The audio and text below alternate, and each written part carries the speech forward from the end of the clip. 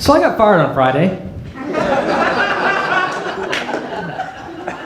not to brag, but this is one of my best firings. It was great. They took me out to dinner. They told me, it's not you, it's us. Which is a lie, but it's nice to hear. Although it got me thinking, are they being so nice to me because I know something that could hurt the company?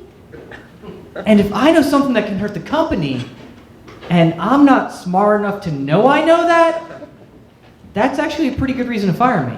I mean, the last people I worked for, I just showed up one day and my key card didn't work in the door.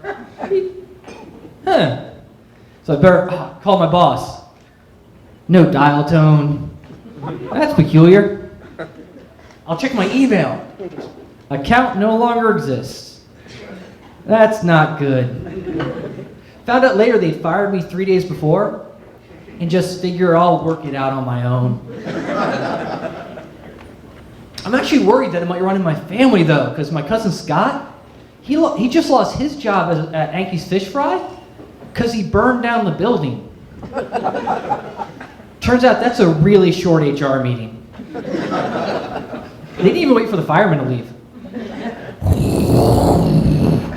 You know you're fired, right? Yeah. I realized that I got fired so much because I just never had a career. I had a lot of jobs. And you don't have a career when the first thing, your first day of work, you show up and they give you the number to give to your parole officer. That's not a career. Or if every Tuesday you have to pick your manager, Wheezy, up at the corner of Lenox and 148th, because Wheezy, he doesn't like people knowing where he lives. That's not a career.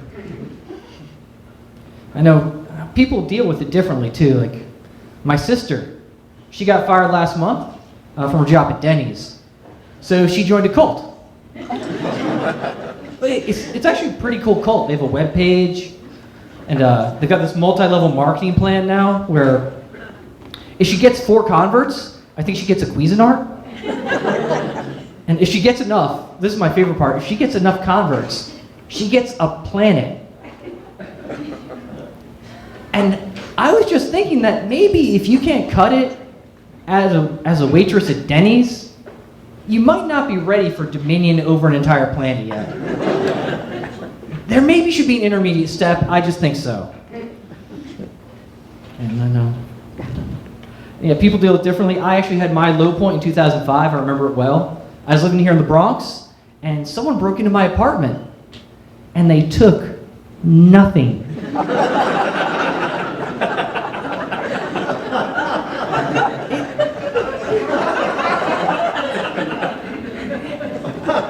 It hurt my feelings really bad, too.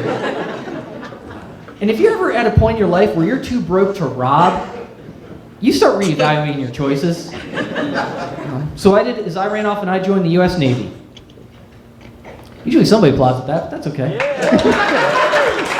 Good, nice to see some people love America. I'm sure the rest of you are on some list now. But I did, I joined the Navy, and I actually met the guy who has the worst job I've ever met. He's the re-enlistment sergeant in Baghdad. His job is to convince you to rejoin the military while you're in Iraq. I had to talk to him, it was hilarious. It's 115 degrees, I've been awake for like a day and a half, hadn't showered in a while, and a bomb hits the base like 100 yards from where we're sitting, and he tried to play it off like nothing happened. He's like, you're not going to sign this paperwork, are you? No, this is an awful place.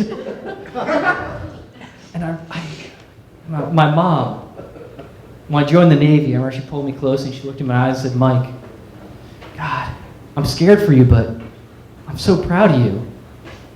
And I told my mom, I'm going to be stand-up in New York City. She pulled me close and said, Mike, we're so scared for you.